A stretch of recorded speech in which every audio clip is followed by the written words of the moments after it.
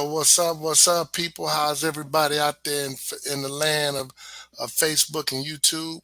Hey, man, we want to make sure that you subscribe to us. So make sure that if you get opportunity, you go and subscribe to us on YouTube. Go to YouTube and subscribe to Top Recruit Now Sports, so that you can get a little bit of everything that we got going on today. Right now, I'm waiting on my host. Well, I'm the host, but I'm waiting on my guest, Mr. Martin Malsby, the president of Florida Youth Football League, and this dude here. But until he come on, we got to get since Flo is there. Look at him. These Miami dudes. He talking about 3 minutes. Telling you, boy, it's hard. But anyway, we're gonna get this little flow going, since because it's welcome to my house then. So we got a couple of minutes. If you want to pop up some questions and comments, please click in the comments section. That way I can answer whatever questions that you may have. Uh, Yay. And this dude work for Flo. Flo wouldn't be late, but Martin is. That's how he rolls. Hey, hey, welcome to my house. Yeah. What's up, Brother Nash? Good to see you out there, man. It's always a pleasure to keep up the good work. My brother in Phi New Pi. That's, for those who don't know, I'm a member of Kappa Alpha Psi, the greatest fraternity in the world. We always strive for achievement and always strive to do our job in the community. But anyway, this dude Martin talking about he on the way. So hey, but before we get into that, man, since he's running late, let me just say we're gonna have a little segment at the end of the show because Martin was very close to this gentleman.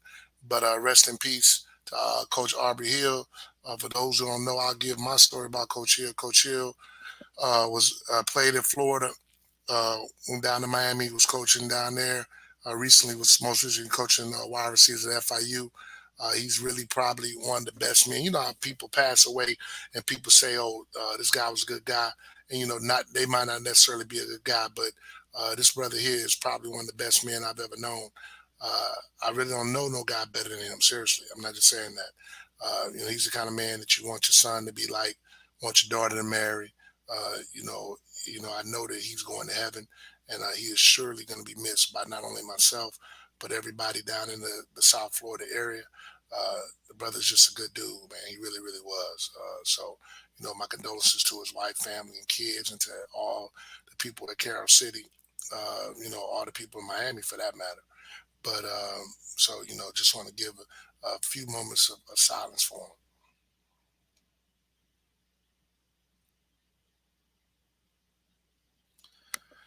Yeah. So hey, Martin just now said he'll be there in about 1 minute. Once again, the Florida boys, South Florida boys, they on their own time, so I can't do nothing about that. But uh, once again, we got a really nice show today.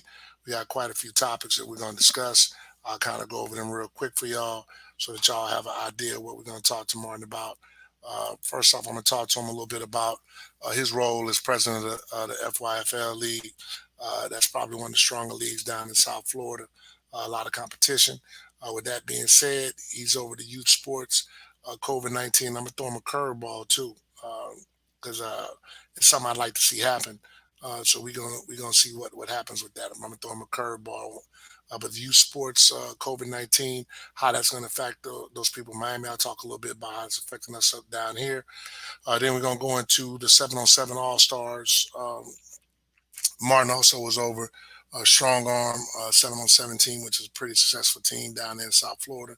Then we're going to talk a little bit about how high school football in South Florida and in Central Florida. You got to tune into that because we're going to have a lot on that. And then RIP Coach Aubrey Hill. We're going to discuss that a little bit in just a second. So if y'all don't, excuse me, this is, Top Recruits Now, football chop up. We're going to call Martin because, this is ridiculous. Oh, it shouldn't take that long. I don't know what he's doing. Hopefully he's not up in the club. You know what kind of club I'm talking about, eating chicken wings and all that. And I hope he don't have technical difficulties. That's why I told him to call me at 8:30. But what can we do about it? Yeah, hurry up so I can cuss you out on national TV. Hurry up. Nah, I'm waiting. Can't wait until I get you on. All right, boy. Peace. Yeah, that's my dog though. But I'm gonna cuss him out. But I can't use profanity on the show. But anyway, he'll be on in just a second. And but with that being said, if you got any questions about recruiting, what's up, Ryan? I see you on here, bruh. If you got any questions about recruiting, by all means, make sure that you reach out to me. I can answer those questions. We're gonna have a big free camp. Let's shout out to myself and who organized it. Shout out to Jeff Robinson who put it in my head. We're gonna try to make sure we take care of some of these 2021s that don't have scholarships. Um, I actually reached out to the HBCUs and a lot of smaller schools to make sure that we get their information to them. They'll be able to see these young men at camp. We're going to film it and give it to them so that they can, evaluate. We may or may not have football this year, people. I mean, that's a strong possibility because I just don't see once one person gets COVID, I just don't see how they're gonna, stop it. So I just don't see them. If one person gets COVID, I just don't see them not shutting down everything. I could be wrong, but I just don't think it's gonna happen. Um, so with that being said, I just don't see it. So it's going to be real interesting to see what shakes off this calendar year. But guys, like I've been telling people, you need to reach out to schools. If you don't want to reach out to schools, and you need to pay someone to reach out to schools on your behalf. But right now, it's going to be real crucial. Like I said, I don't think there's going to be football in Florida. I could be wrong. I just don't see it. It's still not organized, and they've had months and months and months to kind of figure out what they were going to do, which kind of leads me to believe that they really don't think that there's going to be football, and they're kind of stalling, waiting for school to start and for some cases to come out, and then they'll do it from that point. So you know you really need to try to get your kids and as many things as possible. Uh, so that they can, take care of them. Shout out to my sponsor that sponsored this camp, paid for all the jerseys, 125 kids, paid for them to come for free and all that. So uh, Hey there G, he is. Hey, Mr. Martin Malsby. What's up, man? hey, now what's happening, my brother? Man, how's everything? Man, everything is everything. Yeah, I mean, I'm not gonna give him. Only reason I'm not gonna cuss him out, folks, because I know he's a little down and out about the topic I talked to you guys about earlier. Uh, you know, uh, Martin, was very close to Coach Aubrey Hill and Martin. And part of the show, about the last 10 minutes, man, we're gonna talk a little bit about him. I know you got a lot to say about him. I know, you guys told me y'all were gonna win the championship, with Carroll City, and y'all did. So we was in San Antonio. So man, I really appreciate you. So without further ado, this is Mr. Martin Malsby, president of the FYF League. Martin, go ahead and introduce yourself. Tell them about a lot of things you do in South Florida for youth football, and then I'll share, some of the things I know about you as well. Well, I'm Mark Moss, president of the Florida Youth Football League, FYFL. We've been in existence for about 12 years. I'm sorry, since 2012. First, let me apologize for being a little late. I'm up here in Tallahassee and dropped my daughter off to college, and uh, like you say, Oh, been dealing with the untimely death of a dear friend, coach, former teammate. So, um, just a lot of things we doing down here in South Florida. So, so man, so that's so about she it. she she in college now, bruh? Yeah, Dang, time fly, bruh. that She was sure just do. she was just a little baby girl last time I saw her. Right, right, right. Okay, so where's she at? At Florida State? Gosh, don't cuss at me, man. They said the best school in the world. FAMU, Florida A&M University. I do that, man. I'm just giving you a hard time because I got to. But anyway, man, tell the people a little bit more about the Flow League, man. Like I told them a little bit, it's probably one of the more dominant leagues, definitely in South Florida, not only in South Florida but all over. Tell them how it kind of got started and what the purpose of the league is. We founded the league in 2012 with, of course, Flow Rider being the main figure behind it and the pusher for us trying to create something different for the kids in South Florida. As you know, in South Florida, prior to 2012, there was we all played scale ball. So this was the first league that went unlimited, and we bought unlimited to South Florida, and it's kind of changed the landscape of how we play down here. We've always had great athletes, but we never developed linemen or big players or things like that. So it gave us opportunity to let these big kids play and not only play with kids and not only but play with kids their age. So it's been a great experience for the kids themselves, for the parents seeing a different brand of football, and for the high schools down here in general. So So what I want to do, man, and I'm telling you, what I thanks a lot, Coach Hayes. Coach Hayes said he liked the new setup. I appreciate Coach Hayes, man. That's one of my buddies. But what I want to do, man, is tell me how in the world can I get the FYFL League champs to play against the Florida Elite champs that are pretty much based out of Central Florida from Tampa to Orlando. Like, is there any kind of way we could set up maybe a bowl game, something that we could have, where we do it alternate every other year, where, you bring your champions in your group to play against their champions in their group because, right, they got a pretty good league, and I think it would be great, for, because at the end of the day, we all know that most of these championships come between Central Florida and Miami, South Florida. So, I correct. think it would be really good if we could, sometime, I don't know, how are you guys doing handling everything this year with COVID?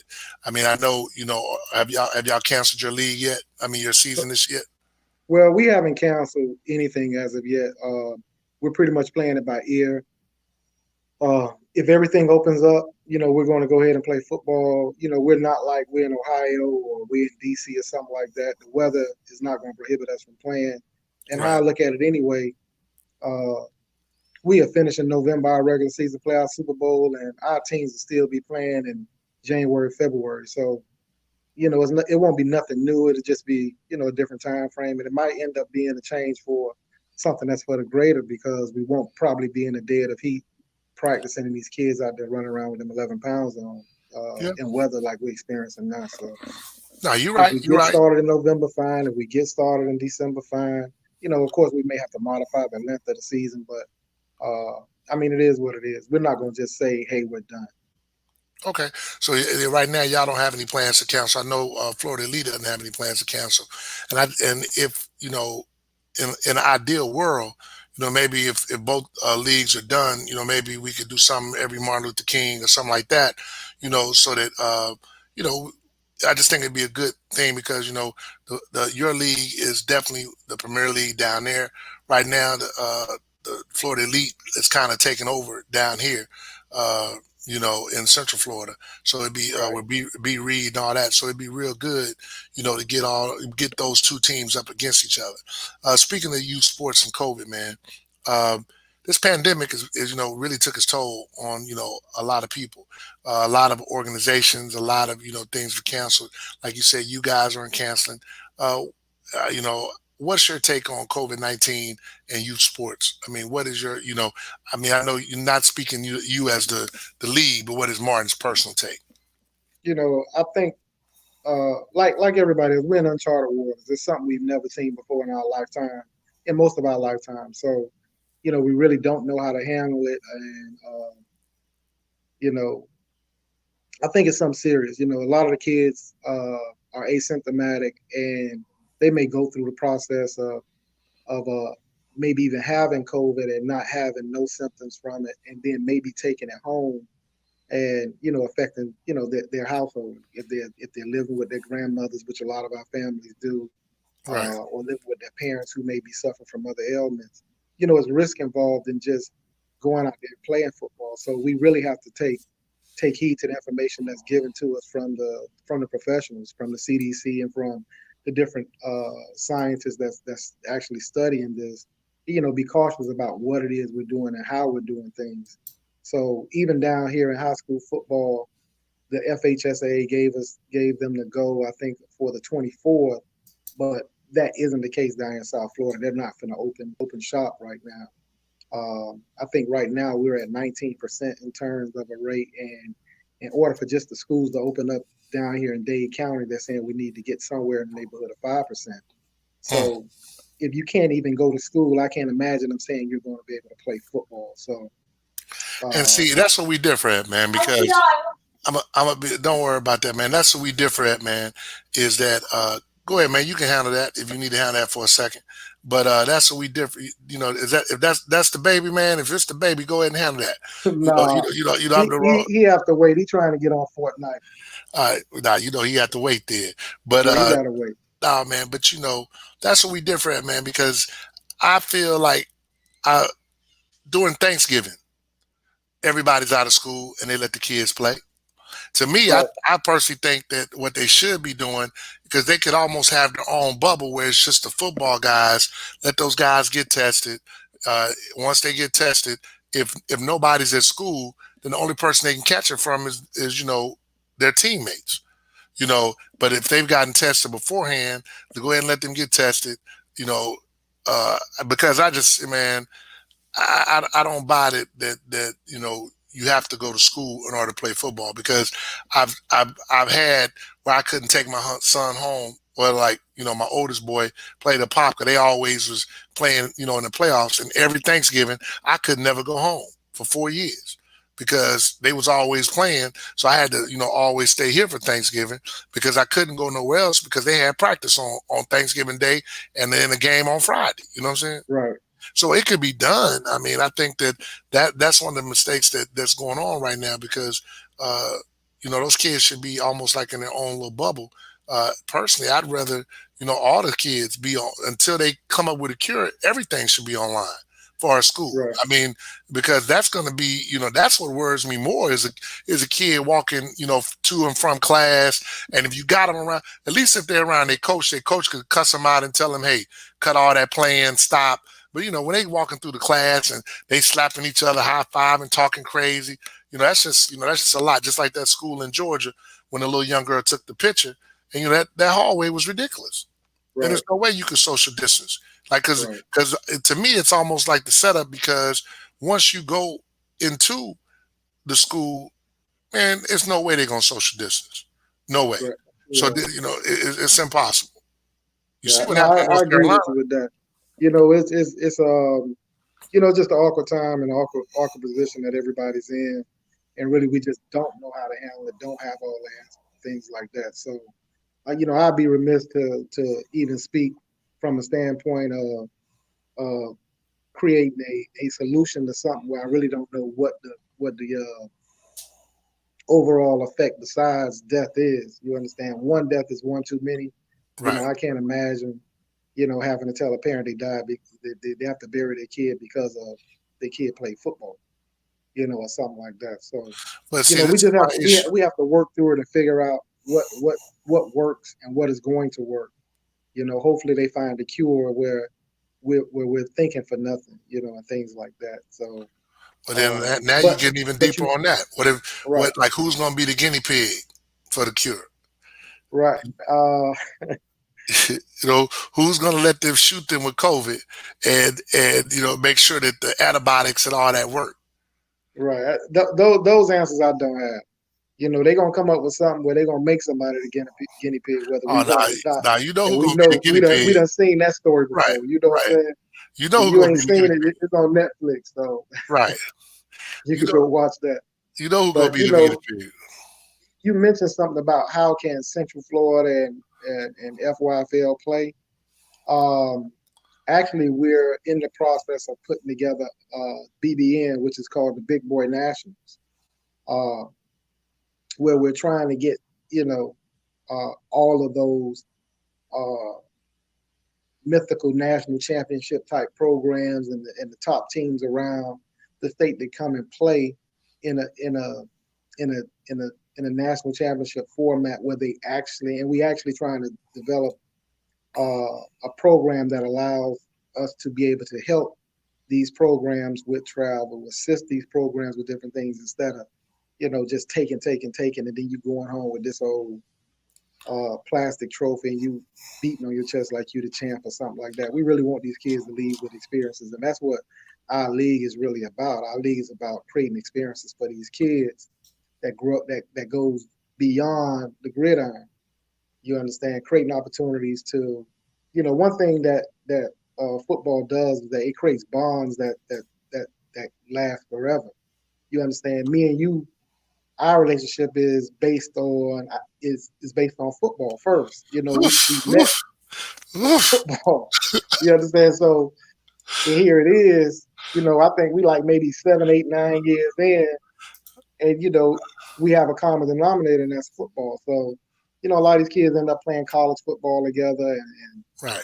high school football together. That if they're in close proximity, and they always can reflect back on time prior to, which is the little league experiences and things like that. So Well, see you now, guys can really be on the lookout for it because we had a marketing campaign ready to be launched for Big Boys National before COVID, reared its ugly head. So, right. Well, but that sounds like a great thing, man. And I'm gonna make sure I hold you to it. And if you need my assistance in helping, since I've always, helped, let me know because the only thing that I require is that, man, you need to at least have won your league.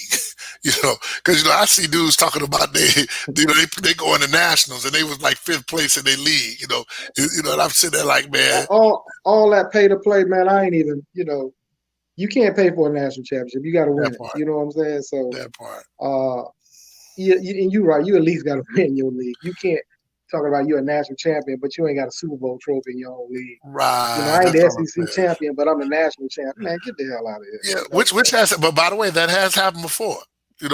Alabama did do that. Just FYI, they did they pull it must have off. played the SEC champ again then.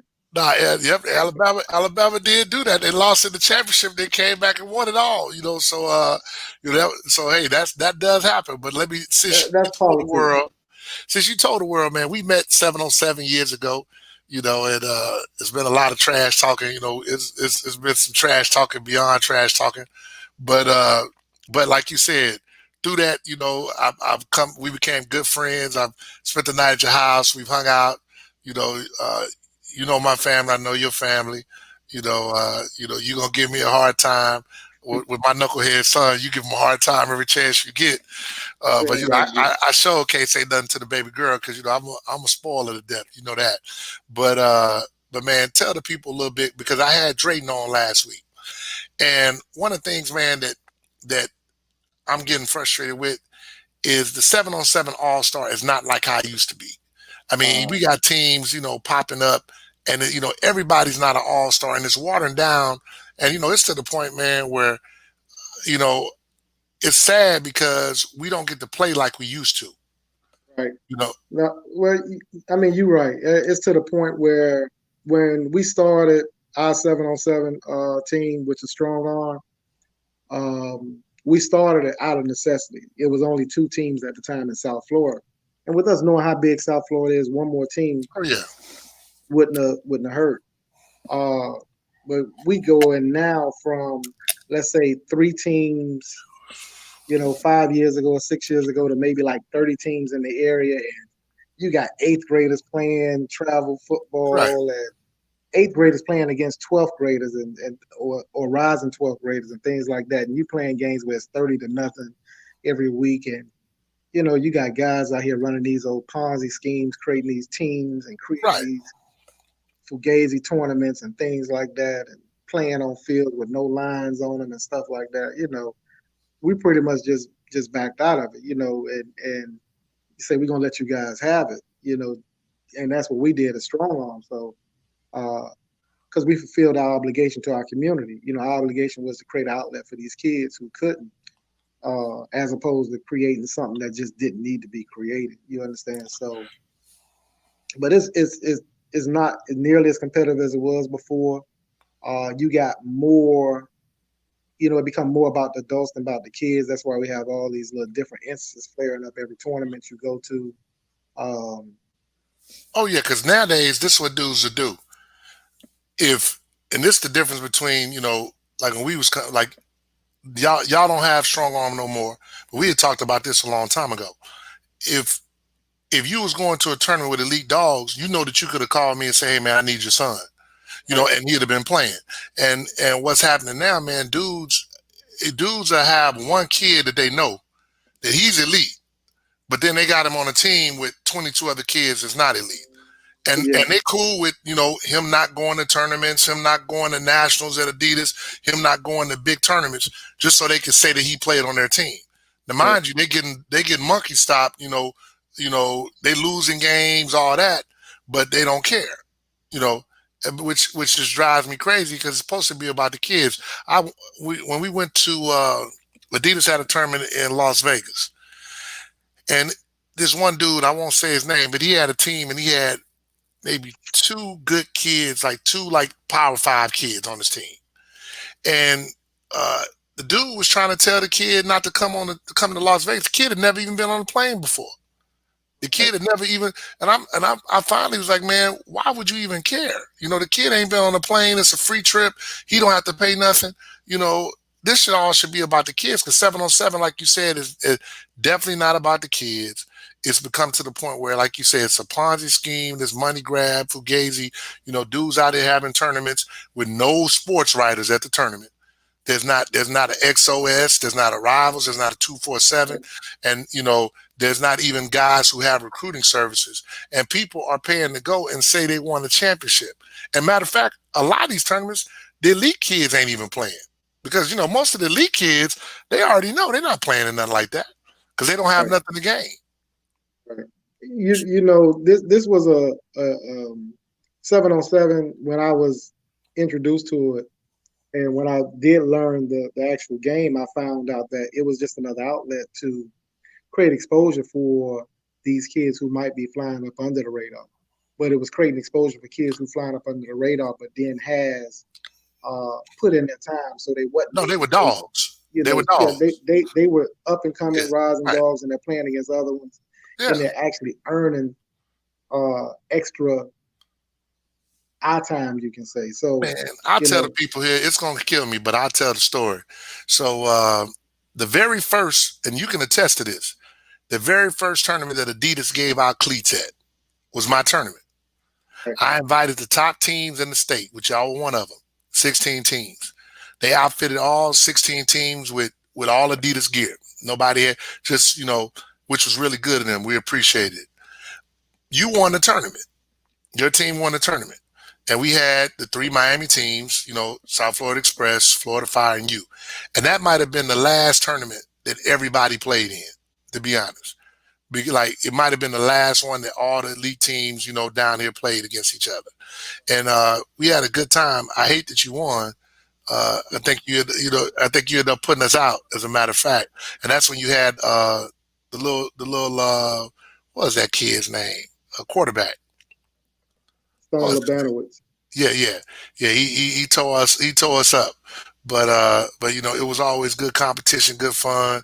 I just hated losing to you because I had to hear it for about 3 4 years. You ain't said nothing about the last 2 years, but I just think you forgot about it. I don't remember ever losing to you, so it don't even make sense to talk about it no more. Man, on that note, You you can't know, brag on something that's expected. on that note, man, I will move on to we kind of touched on a little bit, but I definitely want to touch on a little bit more. uh, High school football in South Florida. Last year, South Florida basically swept what the FHSA. Correct. Uh, yeah, I mean, from all the teams, did their thing and they won. We should have beat Apopka should have beat Columbus, but I'm not complaining because my girlfriend was dating the tight end. My daughter is her boyfriend is the tight end from Apopka. He actually scored in the game, and That's and your consolation prize. oh man, I was so glad they lost. I mean, I hated it because they're my players now. Don't get me wrong, because all them boys was the kids I grew up with. But that was her boyfriend, and she made a bet with me that if they won, she could hang out the whole day Saturday with a boyfriend. So I actually, man, this is a true story. I actually left the game because it was 19-7, and I was like, "Oh, they finna lose. I gotta get up off the bed." I walked. It was 4 minutes to go in the game. I get in the car. I'm riding home. I'm like, "Dang!" I'm trying to figure out anything. I'm hoping my daughter's room is junky just so I can cancel the bet. Man, my boy called me and said, "AG, you ain't gonna believe this, man. They just scored and they just got the onside kick." And I was like, "Man, get out of here." Then he's like, "Oh, they didn't get the onside kick." I said, "Oh, the game's over." He called me back, "Man, you ain't gonna believe it. They got the ball with 20 some seconds left and they at the 10-yard line about to go in." I'm like, Hey, they lost. My daughter, man, I felt so bad for him. I let them go on and hang out the whole day, man, because I knew. I mean, I felt so bad for them because I knew they lost.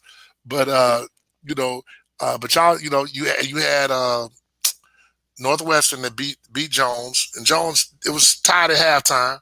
Jones did pretty good again in that game. And what surprised me though was Edgewater should have beat St. Thomas because St. Thomas didn't have anything. They couldn't mess with that Wildcat. We had that boy Christian Leary that's going to Alabama. He was killing them in that Wildcat. Right.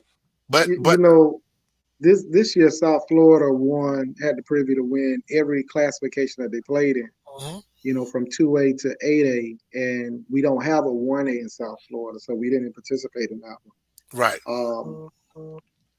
I think, I mean, first time in my lifetime that's happened. That's because of the separation of classes that had happened this season, which put us in different classes, which gave us the opportunity to participate in the different classifications. So it was a celebratory time in South Florida, for all our classifications to win a state championship, which was unprecedented. So um, kudos to those programs that were successful in that.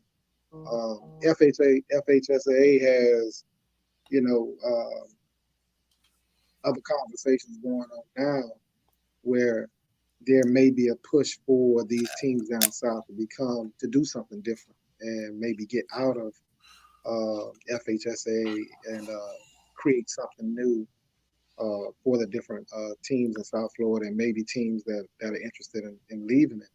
So it's been a lot of talks down here with our school board members and our athletic directors. So that's oh where no, we're at with that. oh no, that's what I was going to go to. We all know that it's come to that where uh, South Florida is starting to wonder what is the benefit of them being in the FHSA, especially with everything that happened with COVID this year, and so it gives them an opportunity to pretty much almost run with it without any penalty this year. They can kind of figure out if it, because I was telling someone, and I mean, and honestly, South Florida, just imagine if you know what I'll tell you offline because we ain't because that we ain't gonna talk about that online because somebody will probably try to take the idea, but Sure. and your boy Quay, I just want to make sure Quay has something to say, man. Talking about watch your mouth now. Quay, what you talking about, man? I don't think we said nothing. Did I say anything bad about South Florida? I mean, I didn't even talk about South Florida Express or anything like that. Well, But Quay originally was strong on, so that's what he's I talking about, saw. probably. All right, I saw he was the one that was the coordinator when you beat me. So Yeah, which, yeah, yeah. yeah. So I trust me. I mean, I didn't say nothing bad. I said that that's what you would. Honestly, he the reason that you won. I don't think you would have stood a chance without Quay. Just being honest. But Probably wouldn't have. You know what I'm saying? Like we call him the playbook, so yeah, no, you he know. knows what he's doing, man. For those who don't know, Quay Nunley is probably still FAMU's all-time leading receiver, to be honest. And is he? And he in the Hall of Fame up there, ain't he? He's in the Hall of Fame up there, and Yeah, yeah, yeah. Quay. You wouldn't know it now because Quay was what? Quay was what? Probably about 175. Since I he gotta probably watch about my mouth. 175 in college and do that times two right now. Right, right, So, right, right. Since I gotta watch my mouth, Quay. So I but he watch. working on it. I can tell you that he working hard on it too. Oh man, I I stay can't on him. talk about. I need to lose me a little weight, so I can't talk about it too much. So man, with that being said, man, I want to talk about recruiting because I know that you know a lot about recruiting, and and you know recruiting in South Florida is a little different than anywhere else. I mean, and I'm talking about the actual college recruiting. You Right. kind of, I'm not talking about because, like I told somebody else, one thing about South Florida I do respect is you'll never hear South Florida people complain about a kid going to another school. I've never, never known anybody in South Florida be calling FHSA or what have you, but they just like, hey, if you lead and hey, we just gonna replace you with some more dogs, and I kind of respect that. But I'm talking about the recruiting because explain a little bit about how recruiting starts for a little different for those kids down south compared to kids up north, and I'll kind of explain the difference once you tell them a little bit about yours. You mean in terms of college? In terms of college. You know, like what y'all did, because what y'all did over at Carroll City, that's not normal here. What they do, like and I'm talking about in the fact that, to me, from what I've seen, your high school coaches really do a tremendous job of trying to get those kids out there. What I can tell you, and you alluded to the fact that a lot of the a lot of the high schools have like this network, this un, unorganized, organized, if that makes any sense, union where, let's say, if a school comes down here and they say, hey, we need a 6'2" DB, and you look down your roster, you don't have it, they're going to tell you where to go get the kid from. That's what Hey, I the was. kid over at we don't have one, but hey, Miami Norland has an 11th grader, 6'2". We played against him. He was awesome. This, that. So we have like this union that kind of works together to try to get our kids in better situations or what have you. Because at the end of the day, we all recognize that they're all our kids. Whether they play for us today or never play for us or play for us in little league and things of that nature. So we're always trying to push to try to better these kids' situations. Um, uh, and it's really a tight bond between the coaches outside of the week that they play each other. It's nothing to see. We got this big thing now where everybody down south is riding bicycles, and you have coaches that's actually riding. And but if you play in that week, you a SOB, you this, you that. Don't call me, don't say nothing to me, and all that other stuff go on until the game is over. Then the game over, we back to being cool. But that's just the nature of competition that's here. And but it's a real unique network here. Like the you mentioned, you don't have the going to FHSA about he recruiting my kids and things like that. Those things that it just doesn't happen. It just you might have some bad blood, or you get one of mine, I'm gonna get two of yours, and things like that. Those things might take place, and it does. So you know, that's just how it is. We ultra competitive on the field, and we're pretty much friends off the field. So and that's how it is. It's real unique that from the time these kids are 4 years old, they're competing. It And doesn't start when they get to high school. It starts at the age of 4. They're competing, and it just rolls on into everything else. So you're competing to get these kids in the school to say, hey, we got 22 kids in college this year. You know, I think this year Miami Central had almost 26, 27 kids going off to college. Northwestern got a gang of them. Carroll City had this year. Miami Edison had this year, and things like that. It just goes on and on. Palmetto down south with their kids. The coaches just do a real good job of politicking for their programs and their kids, and not letting these colleges disrespect these kids and their programs. You're not going to come in here and offer a kid and then don't honor your offer to these kids and things like that. They're not going to allow you to do it. If you guys remember a little earlier, Luke was a Luke Campbell, who's the head coach at Miami Edison. He was on Twitter telling Florida State, telling FAU, telling and these other schools, hey, you guys can't come to these particular schools. I don't know about everywhere else, but that unorganized union I was speaking of, they was in unison. Like, you can't come here. We agreed that you're not coming here. You disrespecting our kids, disrespecting our program. You overlooking our coaches. You overlooking our culture. You overlooking everything, that hard work that we put into. So, but everybody else outside is recognizing. You know, you get a coach from Georgia, and not to single out anybody, that'll be a head coach, young. He'll get a college coaching job. You come down to South Florida. This guy been winning for 5, 6 years in a row. Never get opportunity and things like that. This is how close it is. Where you know it's not only just recruiting; it's about just respect for our state. Period. man, one thing I admire about Luke, uh, he keeps it a buck all the way. His spirit is like one of those spirits from from when he was even with Two Live Crew. He gonna buck the system, and he's gonna want you to do what's right, and you know, and you notice that when he did say that, FAU, Florida State, they start coming more correct. As far as, Correct. because you know, like you said, you had guys that, we know one guy that was in 7-on-7 with us that was tremendous. and finally now he's the DB coach at FAU. You know what I'm saying? right, We got our boy Cooney working at UM. Those are things that should be happening. South Florida, quite frankly, is the leader of football. Just like I personally felt FHSA should have just killed a state series anyway, because you can't have a state series if you don't have Miami in it. You don't right, have South Florida in it, you really don't have a state series. Even if you win a championship, nobody's going to say, "Oh, those guys did that." And that's one of the reasons I wanted you to talk about that, because here in Central Florida, it's not like that. Coaches don't go out of their way to talk to other coaches about, other players. There's a few that do, but it's not like the whole area is like that. right, The guys are competitive and they want to win, their area, and they don't look at it that way because, that's the one thing about 7-on-7. I have kids that play for all kind of high schools down here. So I'm a fan of every high school. I want them all to win. right, I don't want to see none of them crying. I mean, even, we played. My son and played a Popka. We lost, but I had like 9, 10 kids over there that was that I was their youth coach and all that other stuff, and I was happy for them. right, Because like you said, at the end of the day, they're all our kids. It's not just we want them all to be successful.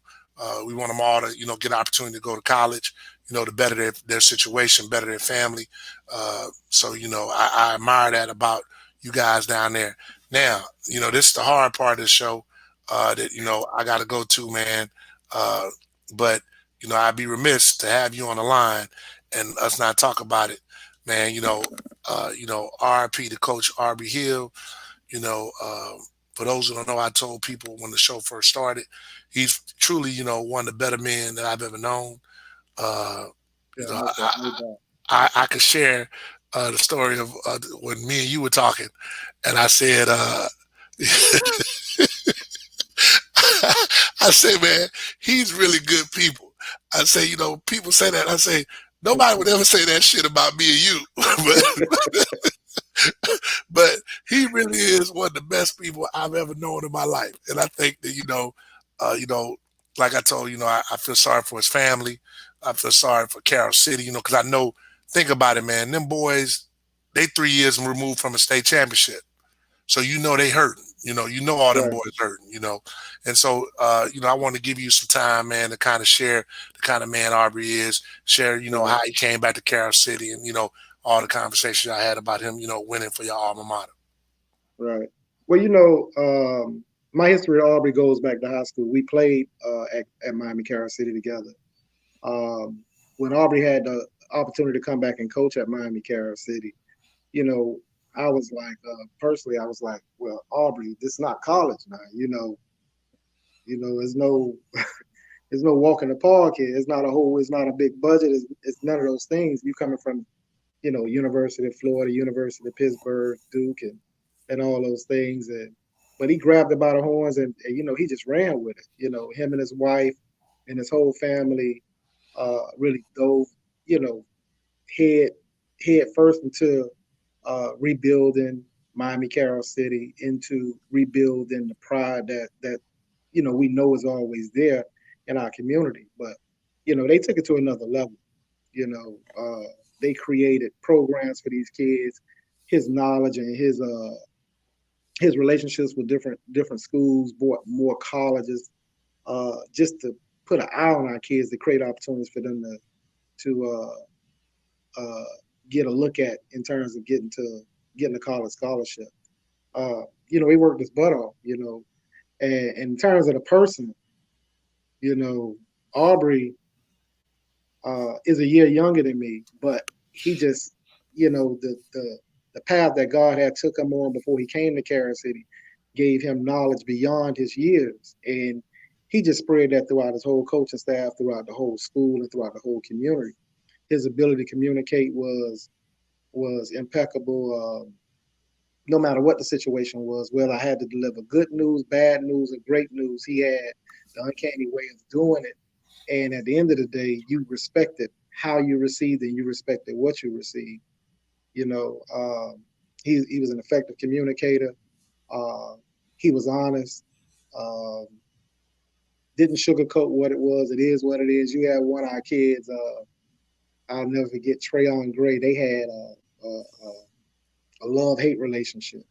You know, Trayon went on to play at University of Miami. Just graduated from there. Um, but he just he had an infectious spirit, man. It's just sad that his 5 year old son that he has now would grow up without his father. And we have to go through the process of just understanding that God doesn't make mistakes, and behind every dark cloud is a silver lining. So Man, have they figured out, what the barrel arrangements are going to be or anything like that? Do you know?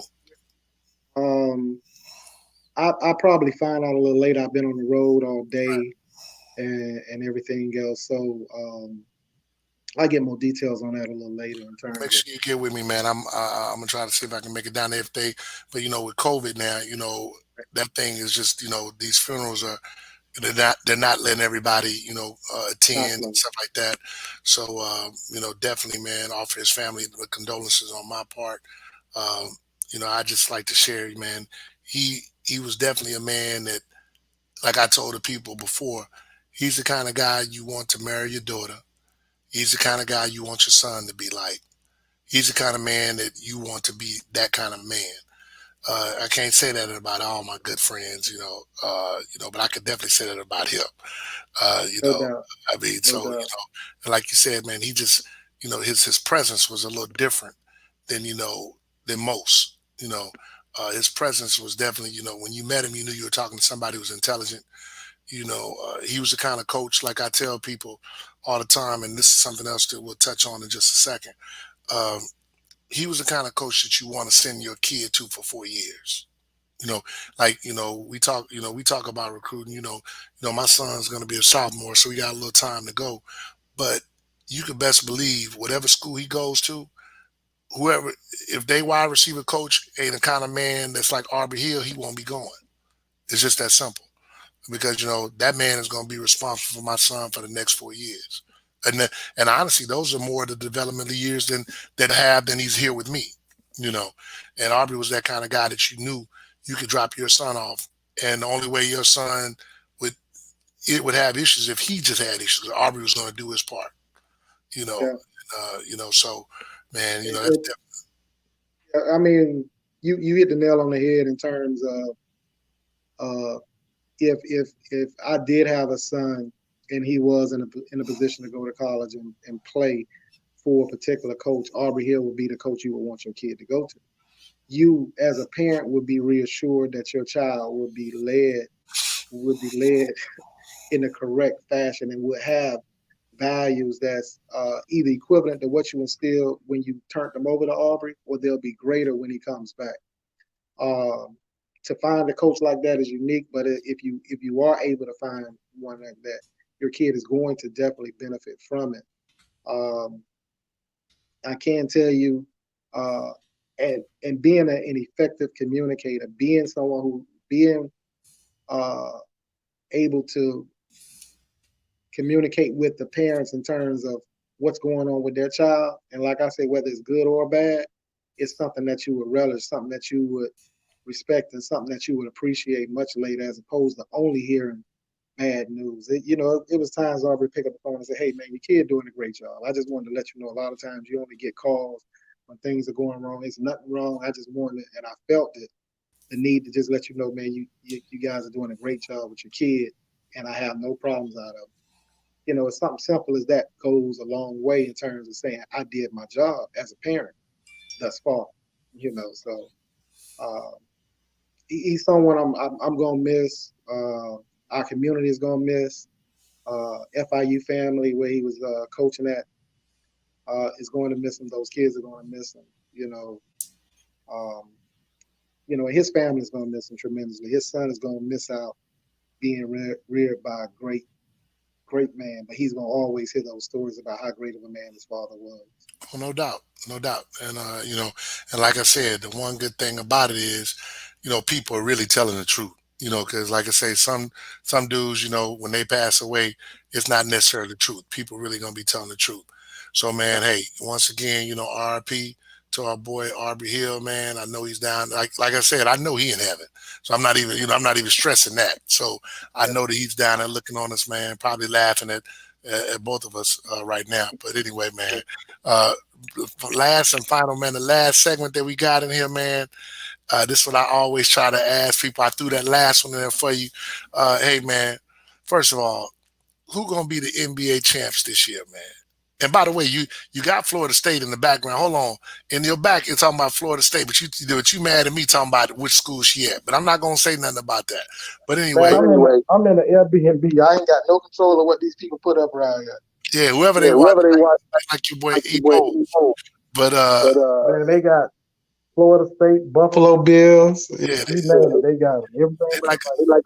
they like my They boy like Ebo. my boy Ebo. Ebo's good All people. good people. But anyway, Yeah. But man, anyway, man, who's your NBA champion? Who are you saying is gonna win the championship?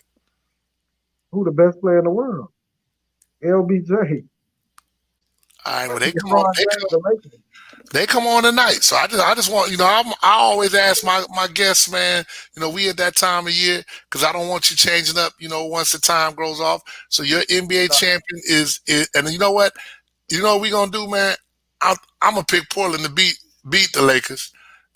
I don't, I'm picking the Clippers to win the championship, but I'm gonna pick Portland to beat the Lakers. So, when this COVID is over with, we What they got gonna beat them in trash talking? they're gonna beat them in the game tonight, and then they gonna win the series. So we gonna put a nice dinner of each other's So choice. the Bible talk about you, man. What did it say about me, Brad? Say God take care of fools and babies. Well, hey man, when you see this win tonight, because guess what? Orlando beat Milwaukee today. Yeah, Yeah, by 12. Ran them out the gym. Like I'm yeah, telling. Matter of fact, I think LeBron and them come on they might be on in about 8 minutes. yeah. But I'm just telling you how it goes. So I'm But picking the one thing they Clippers. call it a series and not a game. So Okay, I agree. But what I'm telling you so is, Milwaukee hey, will be a fine. Not excuse me. Hold on one second, because it's almost Dame time. Dame time. It's coming, baby. Tonight. yeah. Did also did oh yeah, by the way, let me see. I didn't tell show the people, but I got the pink certified dog, for cancer. Uh, It's taking away a lot of our good people. And so, we really need people to support, even if it's $20, send it away just so that, we can help some of these families that have to go through this, unfortunately. But back to your theme, NFL champs. Who you got? truthfully, my heart and feelings is I'm a Miami Dolphin. Oh, come on, bro. Don't do yourself like that. Don't do yourself like that. Hey, all right. We'll put it like this. I'm not even gonna let you pick a But NFL if I'm a betting man, I I'm going back with I'm going back with Kansas City. I find it hard to bet against Mahomes and their administration, their organization for keeping a lot of those cats in place, re-signing them contracts. Oh yeah. It'll be hard to beat them. You All right. So understand? who you got in the Super Bowl in Tampa?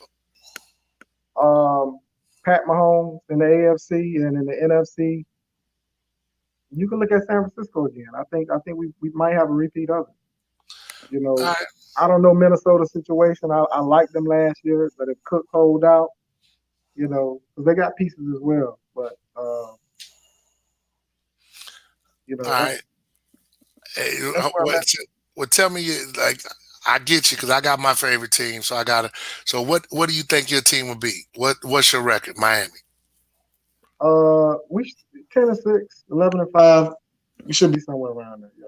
10-6, 11-5. We don't have to play Brady twice. But you still got to play Belichick twice. Play who? Belichick. Man, Brady. I don't care about Belichick. Belichick done coached before without Brady. All right, cool. We gonna see. The beautiful thing is we gonna see. All right, so I'm gonna tell you mine so that we'll get it out there, man. Because I don't want nobody. Uh, If you I'm gonna say go. Dallas, I'm gonna hang up. Oh, man, no. I'm a Cowboy fan. I'm not gonna do you like that. I'm a Cowboy fan, but Because I know you from San Antonio, so that Texas thing by the resonates. way, hold on. LA down by 12 at the end of the first quarter. My boy Ray Yeah, that's Patty. all it is. My Quarter. boy Ray Patty just put it up there, and so hey, I'm telling you, I'm taking my dinner at Tootsie's. But anyway, no, baby, I'm just playing, Oh, John. okay. Hold on, We'll do the hold on, dinner at Tootsie's hold tomorrow, on. Oh no, we not. My wife ain't letting me go. Let me stop that now. so she But can let you go because it's closed. okay, yeah, she'll let me go there. But It's no, man, closed. I'm gonna say I'm picking my Cowboys to be 11-5 this year, and but I'm gonna say I'm gonna go to Baltimore Ravens in the AFC. I'm gonna go to Ravens. I think that I think they're gonna have a good team, and then I'm gonna go in the NFC. You know what, man? Deck it. I'm going. I, I can't do it, man. San Francisco probably is the team to beat, but I'm hoping the Cowboys pull it out, man. San Francisco really is the team to beat. I I think think their defense is just you know who my other dark horse though would be Seattle. Seattle's always, uh, you know, you got to give, him a lot of credit, and Russell Wilson, I think they might have found their stud wide receiver finally in Metcalf. So, yeah, no doubt. and the tight end that got hurt, he was doing a little work too. So I think, and they had like three running backs go down. So if they can get, somebody on that line, they'll be okay. So my last and final one, man, because we about to come up against the gun. I added this just for you. FAMU against BCU, man. I mean, from what I gathered, y'all lost eight years in a row. I think it's Eight, more than that. for real, y'all done lost. Yeah, I think it's more than 8 years in a row. But I always got to say what you did in your past don't impress me. So you know what I'm saying? It's all about the present and the future. Uh, I give them credit. They got a great band. Ever since I got went under this little suspension thing, they done kind of start talking about this. But fam, you got a coach that understands recruiting South Florida, and they've come down and did a great job of recruiting South Florida. When before, if you went through the roster, they wasn't coming down to recruit our kids for whatever reason, whether it be budgetary or whatever it was. So, but this coach here understands the importance of recruiting the state, and not just a part of the state, the entire state. And Bethune does a great job of recruiting South Florida and Florida in general as well. So that's why it's going to be a great series going forward. Um, Two historically black colleges that picking up players that and picking up quality players, not just what's left over, picking up quality players that's able to carry the mantle and put on a great show for everybody in Central Florida during the class. Hopefully, we're able to have that game go on. I don't know. I know FAMU has. I know that MEAC has said they're through, but FAMU is still politicking, trying to play some games. I think early last week I saw an article about them wanting to play Florida State. Yeah, that Uh, was fake news, by the way. That article, just so you know, FAMU's done. That'll be their last year in the MEAC. right, But I do hope that if everything's willing, they could at least have the classic. right. But the Well, only I think problem that's with the FAMU classic, and Bethune's last year at the MEAC as well. Both of right, them right, going to the SWAC. right. Which So I'm a SWAC guy, Prairie View A&M, so I get it. But finally, can say what school you went to? oh man, I went to Oh man, Prairie I View went and to I went to Prairie View. Southwest Texas State. So No, I'm saying Prairie View was so sorry for so long. hey man, well no. Let's get one thing established. What happened at Prairie View, we was a good program, and Mm, the stuff that happened was that the athletic director. But this hot. I'm gonna go a few little minutes extra because I normally cut off right it, but I gotta tell the people and this. you gotta explain Prairie View history. Oh, Don't nobody know about it, but no, man, don't worry about you put it out there. So the athletic director stole over quite a little bit of money, and when I say a little bit, I'm talking about, man. Like if you ever go to Prairie View, you'll see what the facilities look like. Our facilities look like UCF. Real talk. Like because Prairie View is a spinoff of the Texas A&M school system, and they it. Right, give you that money to keep certain people in that area, so that way they can justify not having you come to this school. So they right, gave them money, and the number from what I heard when I left was that because that's one of the reasons I left. that it was 40 million. Now that's a lot of money back in 1988. Like, So they've been so, sorry since '88. no, no, Lord have mercy. we came off, but to be honest, they've been killing it. Cause guess who your coach is from? Guess where Willie Simmons coached before he came to FAMU and won Before he like, woke up, yeah, he won 4 SWAC championships. So I mean, so hey, I mean, but he had to come home because he's from Florida. He's from he North did. Florida, matter of fact. So he had to come home. But Right. now, man, so we not. But with that being said, who winning between FAMU and BCU in the band? Man, nobody don't care about football. Who's winning the band championship? That's easy. The band champions, the FAMU, Florida Agricultural Mechanical University. You Man, know, my wife been saying it for years, but the last 3-4 times I went, man, BCU don't won. I'm just telling you. I'm just telling you. And they won the first time I ever saw the classic. When they came out with them solid gold dancers, they won in my mind that day anyway. That already. I had to sit there with my dude had the binoculars and sitting with my wife, she was my girlfriend at the time. He was like, Brian, you want to see? And I was like, nah, I don't want to see that. My wife was like, "Oh, you can look." I'm like, "Man, give me them dang binoculars."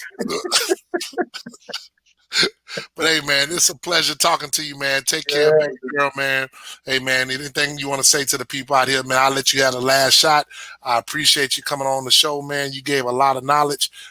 Hey, guys, make sure that you go to YouTube and subscribe. And other than that, man, you can take us out, man. Anything you want to say? AG, I really appreciate it.